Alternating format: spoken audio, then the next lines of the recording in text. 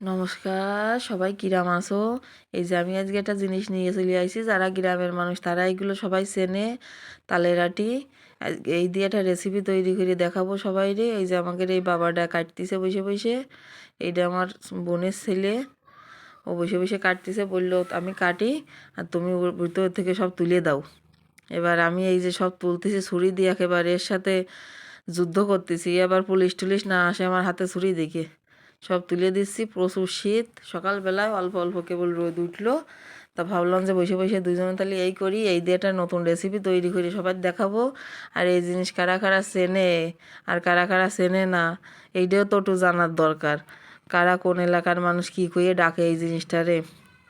আমরা বলি তালের আটির শ্বাস, তাই বলি। তারপরে এবার আসছে এইগুলো নিয়ে আসলাম, নিয়ে ভালো করে এই যে পিস করে নিছি, পিস করে ধুয়ে নিছি, ধুয়ে এবার এই কড়াইতে দিয়ে এদিক ওদিক করে ভালো রে নাড়াচাড়াই রে একটু পুড়া পুড়াই রে ভাজা ভাজা করে নিতে হবে। কড়াইতে কিন্তু তেল দিয়ে দিলাম খানিকটা, সে টুকা তোমাকে কওয়ালো না।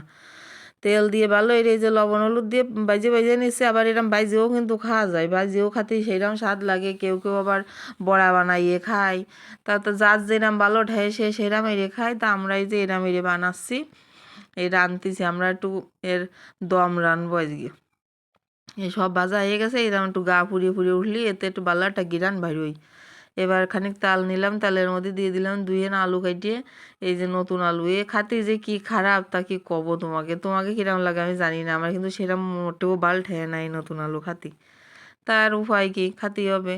এবং মনে পড়লো যে সে সোমবারও তো দিইনি, তাই দুইটে জিরে আর দুইটে তেজপাতা দিয়ে দিলাম আবার আলুর মাঝখানে দিয়ে। তারপরে আবার ওই পেঁয়াজের কথাও মনে ছিল না, তাই পেঁয়াজ দিয়ে দিলাম, দিয়ে ভালোই রে নাড়াচাড়াই রে নিচ্ছি। আর সেই ভিডিও এডিট করতে গেলি দেখি শব্দ আছে চারিদিকে, কি আরবো দুবার তিনবার এড়ে, তাই এডিট করতে হয়েছে। আবার এই যে দিয়ে দিলাম একটু বাটা মশলা, ওর মধ্যে 2-4 কোয়া রসুন আছে, জিরে আছে, আদা আছে, আর শুকনো জাল আছে কয়টা, দিয়ে দিলাম। এই জিনিসটা কিন্তু একটু মিষ্টি মিষ্টি লাগে, তাই একটু জালটা একটু বেশি পরিমাণে দিতে হবে। যারা জাল বেশি নাহলে খাইতে পারে না তাদের জন্যই করছি।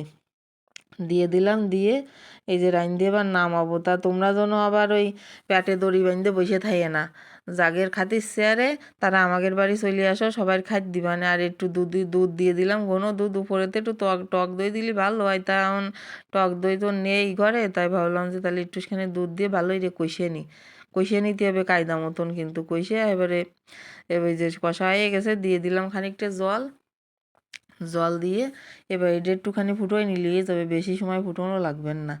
তারপরে এবার গরম মশলা রেডি করতে হবে, রেডি করে তারপর দিতে হবে। আমি সেই স্ট্যান্ড দিয়ে তো ভিডিও এড়িনি, তাইতে এরম ভিডিওটা নড়তিছে, মোবাইলটা নড়তিছে, তা তোমরা কিছু মনে এড়ে না।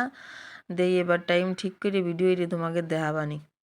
এই যে রান্না হয়ে গেছে, চলে আসো গরম গরম এই তরকারি আর আছে গরম ভাত, এবারে সেই স্বাদ। আর বাবার বাড়ি আইসি বলিয়ে কথা, এই জায়গার যত্ন তো একটু অন্যরকম হবে। দেখো কত রকম ডিম ভাজা, লেবু, তারপরে ওই যে রানলাম, তারপরে মুসা, তারপরে শাক, তারপরে কচু ভর্তা, মান কচু ভর্তা, সে যে কি স্বাদ তা কি কব। এই সব কিছু নিয়ে যে খাওয়া শুরু করলাম একটু লেবু দিয়ে। আর এই জিনিসটা যারা যারা খাওনি করিয়ে দেখে নে খাতে ইচ্ছে আর মানে শুধু এবারে সেইরাম স্বাদ এতে। আর আমার কথা মনে এত্তি হবে না যে আমি কইলাম খাতি, দেখে নে সেই স্বাদ। আর একদিন খালি 5 দিন খাতে ইচ্ছে আসবে।